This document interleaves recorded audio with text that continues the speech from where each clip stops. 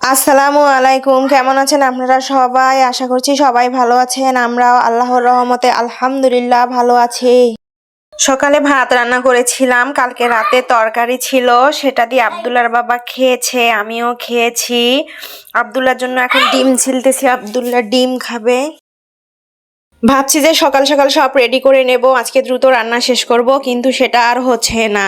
বারবার উঠতে হচ্ছে, আব্দুল্লাহ একবার এইটা চাচ্ছে একবার সেইটা চাচ্ছে। যাই হোক, বাচ্চা থাকলে এরকম করবে, এটা কোনো ব্যাপার না। এভাবেই কাজ করতে হচ্ছে, এভাবেই প্রতিদিন কাজ করতেছি।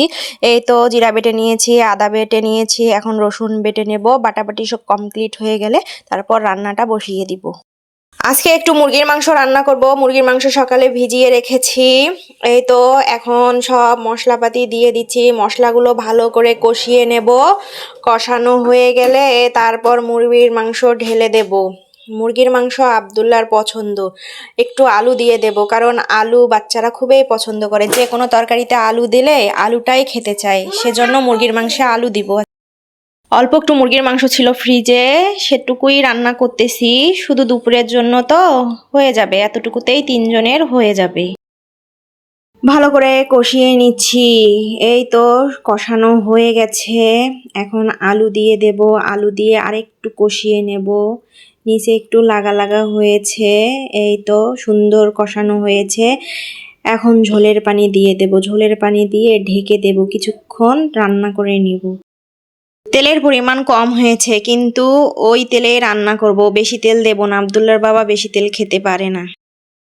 মুরগির মাংস রান্না শেষ, ভাবলাম যে একটু চা বানিয়ে নাস্তা করে নেই। আব্দুল্লাহকে এই তো বিস্কিট খেতে দিচ্ছি, আমিও বিস্কিট মুড়ি দিয়ে চা খেয়ে নিব। চায়ের মধ্যে অল্প করে চিনি দিয়ে দিব। তো চা হয়ে গেছে, নামিয়ে নিয়েছি। আব্দুল্লাহ এখন বিস্কিট চুবিয়ে খাচ্ছে। নাস্তা খাওয়া শেষ হয়ে গেছে, এখন চাল ধুয়ে নিচ্ছি, দুপুরের জন্য ভাত বসিয়ে দিব। ভাত বসিয়ে দিয়ে রুমগুলো ঝাড়ু দিয়ে নিব। এই তো ঝাড়ু দিচ্ছি, রুম ঝাড়ু দিয়ে দেব, বারান্দা ঝাড়ু দিয়ে দেব। ঝাড়ু দিতে অনেক সময় লাগে, মনে হয় এই তো দ্রুত হয়ে গেল, কিন্তু না, দ্রুত হয় না, অনেকটা সময় লেগে যায়। শুধু তো ঝাড়ু দেব না, সাথে রুমগুলো বারান্দা মুছে নেব। এই তো মোছার জন্য পানি রেডি করেছি, এখন এই যে মুছে নিচ্ছি। ধোয়া মোছা সব করে নিয়ে তারপর আরেকটু রান্না বাকি আছে, সেই রান্নাটা করে নিব। সব কাজ শেষ করে ফেলেছি, এখন বেগুন ভাজি করে নেব। গরম গরম বেগুন ভাজি দিয়ে ভাত খাবো, সেজন্য।